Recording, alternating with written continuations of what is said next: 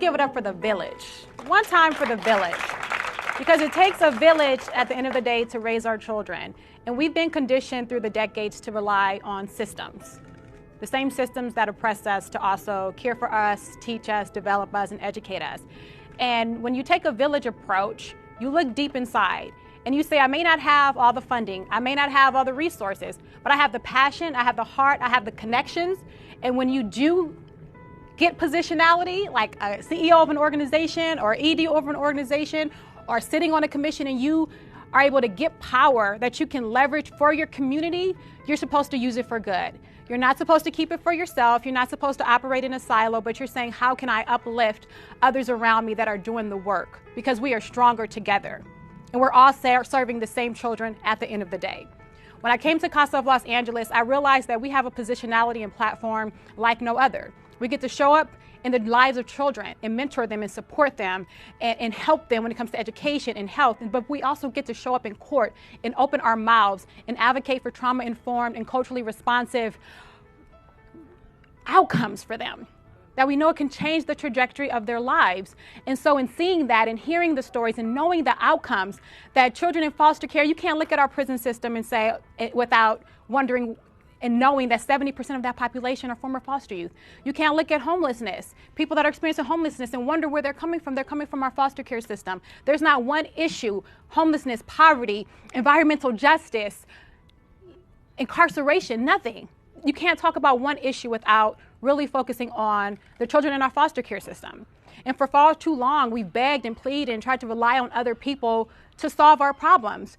And so for me, it was important for me to be intentional and look for and reach out to organizations that were willing to be innovative, that were willing to be creative, that were willing to boldly step up and say, we may not have the full plan, but we're going to start and we're going to figure it out and we're going to pivot as necessary because our children deserve it. I called one of my best friends, Prophet Walker, and said, hey, you're a developer. You have all these amazing properties.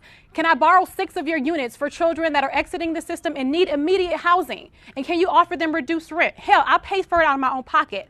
And he said, I can do one better. I'm gifting my sister, Brittany Walker, a property for Butterflies Haven. Help show her the ropes. Help her create this program. Sis got together. We may not have all the answers. We don't have all the solutions, had no idea what SILP was, but we tried to figure it out along the way. And then through that connection, we met Selena and Dwayne. And they too wanted to start a housing program. And we didn't have all the answers, but we said together, we're stronger and we're going to figure it out. And we're going to go through those growing pains and we're going to have trial and error. And we're not going to always get it right. But that's okay because these babies will be sleeping in a bed while we figure it out. These babies will be off the street and not homeless while we try to get it together. And then Franco came in with the Right Way Foundation because we're charging $1,200 a month for rent, which is, us getting it reduced to that rate, and our babies can't afford that. That's their whole SILP payment, and it's hard for them to do that. And so we realized, okay, that's an issue. How do we solve that? And Franco comes in and says, I have funding. I could pay half of their rent, and they could keep the other half of their SILP payment. And then on top of that, we'll teach them financial literacy. We'll help them open bank accounts. We'll teach them all the things they weren't able to be taught while in the system. So because we don't want them just surviving, we want them thriving. So today is symbolic of the community, the village coming together and providing solutions for our children, for our babies, for our neighbors, for our friends, and realizing that when it comes to housing, mental health, employment, that we have the passion, we have the resources, we have the love and heart that's needed to really show up for our community. And we're taking action and doing just that. And I'm excited to be in partnership with my tribe, Housing, and the Right Way Foundation to provide solutions for our children that are exiting the foster care system.